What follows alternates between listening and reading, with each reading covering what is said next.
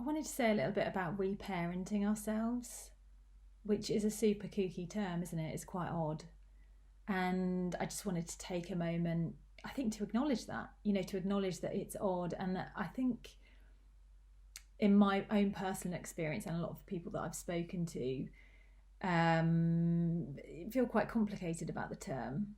I think for a lot of people, it can feel like so the need to reparent, the need to develop that loving parental voice can feel like a slight on our parents. So a lot of people feel like it's almost a disloyal, it's a disloyal move. And of course that's complicated, isn't it? That's potentially tied to people still minimizing or still denying. But I get it, and it's very real, and I think it blocks a lot of people from doing what they need to do around this. I think some people are embarrassed about having to do it. I can relate to that. I think I felt like it was odd. It was an odd thing to have to do, to kind of play with my identity in that way, and play with the voices in my head. Right? It sounds odd. So I think some people have that going on as well. It's I suppose I'm just acknowledging that it's a loaded term, and it's potentially a little bit confusing, and we might react to it. We might have an internal, or emotional reaction to it, and it's important to acknowledge that, and that's fine, that it just is what it is. But also it's this idea of stepping into that kind of internalized loving parental voice is so critical to healing. I also wanted to take a minute to just explain how powerful it can be and how important it is. So despite all of that baggage the term might have, that it's something that when we're ready, we all need to kind of move towards, really. It essentially, what I'm talking about is, so many of us that live with trauma, we have a very critical inner voice, your inner critic, some people call it, don't they? That critical internalized parental voice. And the loving parental voice is the opposite, and it's something that we develop over time, and it really does take practice. So when people first start playing with this, it's a very conscious choice, and that's tiring. It's extremely tiring. It feels weird because you're thinking about the response rather than responding. You're observing a response, so you're potentially observing that critical response and then intervening and responding differently. So it's tiring and it's odd. But over time, the incredible thing is that over time, the new response becomes habitual. And I can attest to that personally. I've probably started playing with this first, maybe, 10, 12, 15 years ago.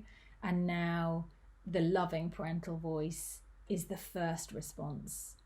So for example, if I make a mistake on this video, my response, my automatic response now is to laugh, is an internal lightness. It's okay to make mistakes. It doesn't matter. Good for you for trying. Give it another shot. Don't worry about it. And 10 years ago, the automatic one would have been extremely critical. I would have felt embarrassed, and it would have led to that kind of emotional spiral. That change in response is everything, and it's extremely powerful. Because if you think about it, what do I teach myself? If I respond like that, so if we take that example, what I teach myself and what I teach my nervous system is that it's okay to make mistakes. It's safe to make mistakes. So that compassionate, loving response calmed me. It calmed my body. And over time, if I continue to respond like that, it teaches my body, my nervous system, that it's okay to make mistakes. I mean, that's massive, right? For me, that's massive. That is healing. And then, of course, there's the cognitive stuff. It counters all those awful beliefs that so many of us carry. It's not okay to make mistakes. I have to be perfect. It's not okay to try. I'm not capable. I'm a failure, whatever it might be, however that presents for you. That compassionate response over time counters those beliefs. So this idea of developing this loving parental voice, yes, it's a bit odd, I get that, but also it's the doorway to healing. Compassion has to be the first response always, and over time it has such a powerful effect on our minds and our bodies that I just want to encourage you all, if you're not already playing around with that, to do it. If you're ready, of course, if you're ready, if you want to try that, I would really say go for it.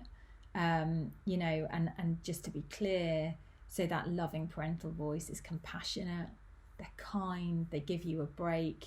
They're often, it's light-hearted, it's funny, it's holding our mistakes or holding even our feelings at times with a lightness, instead of that kind of executioner sort of guillotine response that so many of us have kind of been primed into. So it's developing that voice, and for each of us it's slightly different, of course, but essentially it's one that is deeply loving, that pauses and stops and pays attention to our needs and our feelings, and therefore encourages, that then it becomes us. We embody that, we take time, we notice, we look after ourselves. So exploring this is beautiful, odd, awesome, and really healing. So I'd really encourage everyone to do it if you're not already.